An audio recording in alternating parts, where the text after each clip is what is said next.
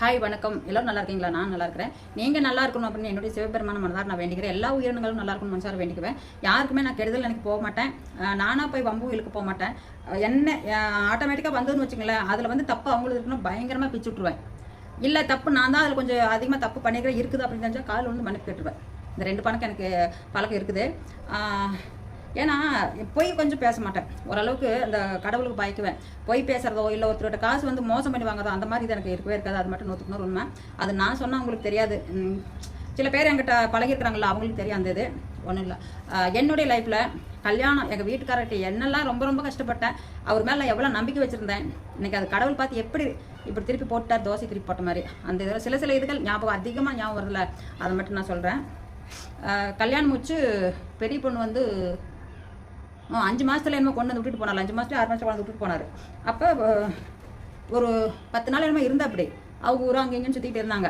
அதுக்கப்புறம் ஊருக்கு போகிற அன்றைக்கி எங்கிட்ட வந்தால் அப்படி தோட்டத்துக்கு வந்துட்டு பேசினா அப்படியே கையில் காசு இல்லை, போகிறதுக்கு யார்கிட்ட கேட்கணும்னு தெரில, எங்கள் அம்மாவிட்ட கேட்டனா அவங்க மனசு ரொம்ப கஷ்டமாக இருக்கும் அப்படின்னு புலம்பிகிட்டே வந்தா அப்படி. நான் என்ன சொன்னேன், சரி பார்க்கலாம் அப்படின்ட்டு. கால் கொலுசு இருந்துச்சுல, வெள்ளி கொலுசு இருந்துச்சுங்க. அது எவ்வளவோ அப்போ 300 ரூபாய்க்கு விற்றான். அந்த கல்யாணத்தன்னைக்கு எடுத்து போட்ட கொலுசு அது 300 ரூபாய்க்கு 350 ரூபாய்க்கு நம்ம போச்சுங்க. அங்கேருந்து ஒரு மணி நேரம் பஸ்ஸில் போய் அங்கே கொண்டு விற்றுட்டு வந்தோம்.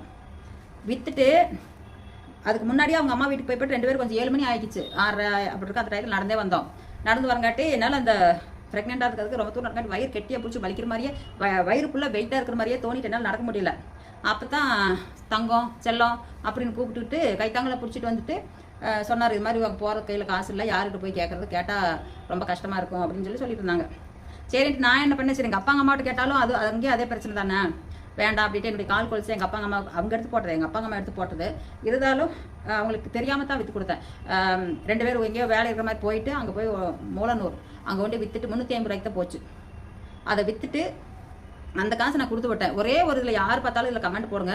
நான் உண்மையிலே எவ்வளோ நம்பிக்கை, அவரை வந்து சந்தேகம் அவ்வளோதான். மெயின் கொஞ்சம் நல்லா அழகாக இருந்தேன், அவருக்கு எனக்கு செட் ஆகாமல் இருந்துச்சு. ஆனால் நான் அந்த அழகில் அவர் கருப்பாக இருக்கார் அப்படிங்கிறதெல்லாம் நான் நினைக்கல. ஒழுக்கமாக நல்ல முறையாக இருந்தால் போதும் அப்படித்தான் நான் நினச்சிட்டு இருந்தேன். அந்த அவருக்கும் எனக்கு அந்த வயசு வந்து 14 வயசு டிஃப்ரெண்ட் இருக்குல்ல, அது வந்து கொஞ்சம் நான் விளையாட்டுத்தனமாக இருப்பேன் மெச்சூரிட்டி. அவர் வந்து வேறு மெச்சூரிட்டிக்கு போயிட்டார், அதனால செட் ஆகலை. அப்புறம் அந்த கொலுசு விற்றுட்டு கொடுத்துட்டேன். மறுநாளே கிளம்பி போயிட்டு அப்படியே அந்த ஊருக்கு சிரிக்காக்குளம் அங்கே போயிட்டார். போயிட்டு லெட்ரு போடுறேன் அப்படிங்க வந்து போய் லெட்ரு, அப்போலும் லெட்ரு தான், ஃபோனில் எதுவும் இல்லை, லெட்ரு போடுங்க அப்படின்னா சரின்னு போய் லெட்ரு போட்டேன். அப்படி என்ன போட்டா தெரியுங்களா, 300 ரூபா காசு நான் அப்புறம் கொலுசு வாங்கி கொடுத்துட்றேன் அப்படின்னாரு. அப்புறம் லெட்ரு போட்டேன் அப்படியே நான் நல்ல முறையாக வந்துட்டேன் அப்படின்னு போட்டு நார்மலாக இருந்துக்கிட்டேன். அப்படி அப்புறம் பாருங்க, அதுக்கப்புறம் தான் தெரியுது நான் அங்கேருந்து வர்றப்ப எதையுமே பார்க்கல, நகை எல்லாம் ஒன்றா இருக்கு எடுத்து போட்டிருப்போம் அப்படின்னு போட்டு நான் எடுத்து எல்லாம் இதுவே கண்டுக்கல, பேக்குள்ளான்னு வச்சுருப்பேன், நானே எடுத்து வைக்கணும்னு வச்சுருப்பாரு. வலையிலாம் அங்கேயே ஆஃபேஸ் பண்ணிக்கிட்டேன். அப்படி வலையில் 4 பவுன் 2 வலையில், ஒரு வலையில் மட்டும் எடுத்து வச்சுக்கிட்டாரு. எடுத்து வச்சு அது வரவேல வித்தே போட்டுட்டார் வயல. அப்போ அந்த கொலுசு இதப்போ நான் கேட்டேன், லெட்டர் வந்து ரிப்ளை போட்டேன் நான், கொலுசு காசு கொடுங்க, யாராவது வந்தால் காசு அனுப்பிச்சி விடுங்க, எங்கள் அம்மா உங்களுக்கு தெரியாமல் எப்படியாவது எடுக்கணும் அப்படின்னேன். அப்புறம் என் பிள்ளை கூட்டிகிட்டு அப்பப்போ திண்டுக்கல் போய் ஆஸ்திரிக்காவது போகல அப்படி கேட்டு சரி அப்படின்ட்டு அதுலேருந்து ஸ்டார்ட் பண்ணிடுறாங்க.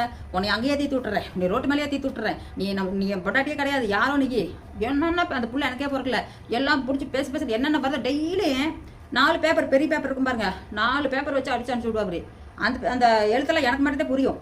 அப்படி ஒன்றே கிறுக்கி வச்சுட்ருவா. அப்படி எங்கள் அண்ணெல்லாம் திணறுவாங்க படிச்சுக்கிட்டு, அது டெய்லி படிச்சு டெய்லி ஒரு 2 நாளைக்கு ஒன்று வந்துக்கிட்டே இருக்கும். பிடிச்சி திட்டி போட்டுக்கிட்டு இருப்பா. அப்படி உங்களோட நீ வாழவே மாட்டேன், அந்த பிள்ளை யாருக்கு பிறந்தது இல்லை, இப்படியே போட்டு ரொம்ப டார்ச்சரு. எனக்குன்னா நெஞ்சு படப்படன்னு வெடிச்சுக்கிட்டு போயிற மாதிரி இருக்குதுங்க, அந்த அளவுக்கு வேதனைப்பட்டு அழுகிறேன். ஒரு நாள் நைட்டு வந்து 1 மணி இருக்கும். அப்போ வந்து 8 மாதமோ என்னமோ 8 மாதத்துக்கு வேலையே ஆயிடுச்சு. வெள்ளாடு வச்சுருந்தோம். அது ஒரு இடத்துல வந்து படுத்துக்கும், பேசாமல் அது படுத்துருக்கும். பாறை அந்த கல் காடுகளாக இருக்கும் அதில். அப்போ வீட்டுக்கு பக்கத்தில் தான். அப்புறம் எங்கள் அம்மாங்க இப்போ எல்லோரும் தூங்குறாங்க. எனக்கு திடீர்னு முழுப்பு வந்து தூக்கமே வரல. இதெல்லாம் நினச்சிக்கிட்டு சரியாக தூங்கவே இல்லை. அன்றைக்கி தூங்காதப்ப அந்த வெள்ளாட்டு குட்டிகிட்ட போய் சின்ன குட்டிங்க அந்த குட்டிகிட்ட போய் விளையாட்டுக்கிட்டு போய் சொல்லிட்டு அழுகிறேன், ஏன் பாலுக்கு இப்படி ஆயிடுச்சு கடவுளே அப்படின்ட்டு அதுக்கிட்ட கட்டி பிடிச்சிக்கிட்டு அந்த பாசத்தை அந்த இதுக்கிட்ட எதிர்பார்த்துங்க. நான் அந்த ஆட்டுக்குட்டிகிட்ட சொல்லிட்டு என்னுடைய வேதனையை நான் சொல்லி கஷ்டப்பட்டேன். அப்புறம் அதுக்கப்புறம் எங்கள் அம்மா முடிச்சிருச்சு வந்து கேட்டாங்க, ஏன் அங்கேயே போய் உட்காந்துருக்கிற பொழப்பில் வா அப்படின்னாங்க. அப்புறம் எங்கள் அப்பாவை சொன்னாங்க, இந்த பாலப்பண்ணாய் கொடுத்து இந்த பிள்ளைக்கு தூக்கம் கூட எல்லாம் சுற்றிக்கிட்டு இருக்குது அப்படின்னு சொல்லி வந்து எங்கள் அம்மா கை பிடிச்சிட்டாங்களே, கைத்தாங்கள பிடிச்சி கட்டி பிடிச்சிக்கிச்சு அழுதுட்டு, நீ ஒன்றும் இல்லை சார், நாங்கள் இருக்கும்போது உனக்கு என்ன, ஏன் இன்னைக்கு கவலைப்படுற அப்படின்ட்டு. அப்புறம் கொண்டு வந்து காப்பி ஏதோ போட்டு கொடுத்தாங்க, குடிச்சிட்டு அதுக்கப்புறம் தூங்கினேன். இந்த மாதிரி அதே ஒரு நாள் வந்து மதியத்தில் ஒரு நாடகம் ஏதோ வந்துக்கிட்டு இருந்துச்சு, அதை கேட்டுக்கிட்டு இருந்துட்டு இந்த வான் பறந்த குயிலே தான் ஒரு பாட்டு வரும், அது என்னமோ பாட்டு, வாழாத வாழ்வனுக்கு வந்ததென்று நான் இருந்தேன் அப்படி ஒரு இது பாலசுப்ரமணியம் பாடுனது. அந்த பாட்டை கேட்க எனக்கு அழுக அவ்வளோ வந்துருச்சு. பாலான நாள் இது என்று எனக்கு தெரியவில்லை, எதை சொல்லுவாங்க, அந்த பாட்டு எனக்கு ஃபுல்லாக தெரியல, அது சொல்லுவாங்க. அந்த பாட்டு கேட்க கண்ணீர் மாலை மாலையாக வருதுங்க. என்னடா நம்ம வாழ்க்கை இப்படி போயிடுச்சு, நம்ம என்ன பண்ணணும், ஏன் இப்படி போயிடுச்சு அப்படின்னு ரொம்ப கஷ்டப்பட்டு மதியத்தில் 12 மணி இருக்கும் மதியம் ஆட்டுக்குட்டிகிட்ட போய் நின்றுக்கிட்டு ஆட்டு மேய்ச்சிக்கிட்டு அங்கே உட்காந்து அழுதுகிட்டு இருக்கிறேன். அப்போ எங்கள் அம்மா பார்த்து காட்டில் வேலை செஞ்சுட்டு இருந்தவங்க பார்த்து வந்துச்சு, வந்து ஆட்டை மேய்ச்சி நீ வீட்டுக்கு போ அப்படின்னா என்னை வேலை செய்யவே விட மாட்டாங்க, படுத்தே தான் இருப்பேன். அம்மா சமைச்சு எல்லாம் நல்லா பார்த்துக்கிட்டு இருந்தாங்க, எல்லாம் இது பண்ணாங்க. ஒரு ஃபேமிலி போச்சுன்னு வச்சுங்களேன், ஹஸ்பண்ட் அண்ட் ஒய்ஃப் ரோட்டில் போகிறாங்களோ இல்லை வண்டியில் போகிறாங்களோ இல்லை ஜாலியாக அவங்க இருந்தாங்க, நான் அதை நினச்சி நான் ஏங்க விடுங்க, எனக்கு மட்டும் ஏன் கடவுளை இப்படி கொடுத்துட்ட, நொந்து அப்படியே வெந்த புண்ணில் வேலை பாய்ச்சா எப்படி இருக்கும் அந்த மாதிரி ஆகிப்போச்சுங்க. புண்ணு வெந்து கிடக்குது, அதில் வந்து காரம் மிளகாத்தூளை போட்டோன்னு எப்படி இருக்கும் அந்த மாதிரி ஆயிடுச்சு. எனக்கு அது கண்ட்ரோலே பண்ண முடியல, அப்படி ரொம்ப நொந்து போயிட்டேன். அவர் வர குழந்தை கூட பார்க்கலைங்க, 9 மாதம் குழந்தை பிறகு 4 நாளைக்கு அப்புறம் குழந்தை பிறக்குது. அப்போ தான் அவங்க அம்மா வீட்டுக்கு வந்துட்டு அப்படி போயிட்டார். நாங்கள் டெலிவரியெலாம் முடிஞ்சு வீட்டுக்கு குழந்தை கூட்டிகிட்டு வர்றோம். அப்போ எங்கள் அப்பா சொல்கிறாரு, அவங்க அப்போ எங்கே வர போகிறேன் போய் அவன் வந்துட்டு போயிட்டானம்மா அப்படிங்கிறாரு.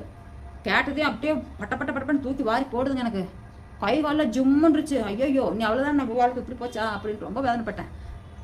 உண்மையிலே மனசு எனக்கு எப்படித்தான் வந்தது தெரியல. குழந்தை வந்தப்போ 3 மாதம் வரைக்கும் வந்து பார்க்கல, 5 மாதத்தில் குழந்தை விட்டுட்டு போனார். 1 வருஷம் கழிச்சுட்டே வந்தா அப்படி பார்க்குறப்ப அது எப்படிங்க, அவங்க சொந்த பந்தம் எல்லாம் வந்து பார்த்துட்டு போயிட்டாங்க. அவருக்குள்ளே ஆராட்டுறது என்ன ஏது அப்படின்னு கேட்டு எல்லாம் தீர்ப்பு முடிச்சுட்டு அவங்க அண்ணன் ஒய்ஃப் எல்லாம் வந்து பார்த்துட்டு போயிட்டாங்க. இவர் மட்டும் வரவே இல்லை. அப்புறம் எல்லாம் சொல்லிக்கல, அதை வந்து அப்புறம் 3 மாதத்தில் வந்து 10-20 நாள் இருந்தாலும் போயிட்டா அப்படி. ஆனால் ஏன் அவ்வளோ ஒரு கொடூரத்தனம்னு எனக்கு தெரியல. எனக்கு பொறுக்கல அப்படின்னு சொல்லி ரொம்ப டார்ச்சர் பண்ணி அந்த பிள்ளை எங்கள் அம்மாவே வளர்த்திட்டாங்க. பெரிய பொண்ணை பிறந்ததுலேருந்து அம்மா வீட்டிலே தான் இருந்துச்சு. ஆந்திரா போய் 2 மாதம் தான் இருந்துச்சு. அப்புறம் கொண்டு வந்து விட்டுட்டோம். அன்னிலேருந்து அம்மாவே தான் எல்லாம் பார்த்துக்கிட்டாங்க. பிறந்ததுலேருந்தே அம்மா தான். ஒரு மனுஷனுக்கு ஏன் இப்படிலாம் ஒருத்தர் வந்து ரொம்ப தரக்குறவா பேசி தாழ்த்தி அது வச்சுட்டேன், இங்கே போயிட்டேன் அங்கே போயிட்டேன், இது எனக்காட்டு இல்லை அப்படி இப்படி சொல்லி கடைசியில் இன்னைக்கு எங்கள் தலைகளை மாற்றி போயிடுச்சு. பிள்ளையும் பேசமான்னு இது பையனை யாரும் பேசலை. நானும் எங்கள் ஃபேமிலியை மொத்தம் ஒதுக்கிடுச்சு. நீ பண்ண நான் வந்து மனசார சிவபெருமான் வேண்டிகிட்டு இருப்பேன், எப்படியாதும் எனக்கு இந்த இதுலேருந்து நிவர்த்தி கொடு சிவபெருமானு வேண்டிக்கிட்டேன். 2 பேர்த்துக்கு பிரித்து வச்சுட்டேன். அப்படி ஏடா ஒவ்வொரு நாளும் நான் நொந்து வாழ்ந்துக்கிட்டு இருந்தாங்க. அப்படியே இதெல்லாம் போட்டு வலிக்கு பயங்கரமாக சுற்றி பெரட்டி எப்படியோ ஆகிருந்தாலும் சொல்ல முடியல, அவ்வளோ டிப்ரெஷன் ஆகிடுவேன். அந்தளவுக்கு ஆகி கஷ்டப்பட்டு அப்பா வேண்டாங்க இன்னொரு ஜென்மம் இருந்தால் கூட எனக்கு வேண்டாம், அது மாதிரி வேண்டாம். அவர்கிட்ட வாழ்ந்ததே எனக்கு ஒரு துளி கூட கனவு மாதிரி தெரியுது. சந்தோஷமாக இருந்ததை தான் எனக்கு நல்லா இருந்திருக்கும். அந்த மாதிரி போயிடுச்சு. இப்போ அவர் தனியாக போய் அவர் துணி அவராக துவச்சி போட்டுக்கிட்டு தனியாக இருக்கிறார். எவ்வளோ பெரிய வேதனை. எங்களுக்கு பிரச்சனையில் பிள்ளை இருக்கிறா பேசிட்டு அங்கே பாட்டுருக்குறோம். அடுத்த ட்ரிப் இன்னொரு இது வந்து நான் சொல்கிறேன். நன்றி, வணக்கம்.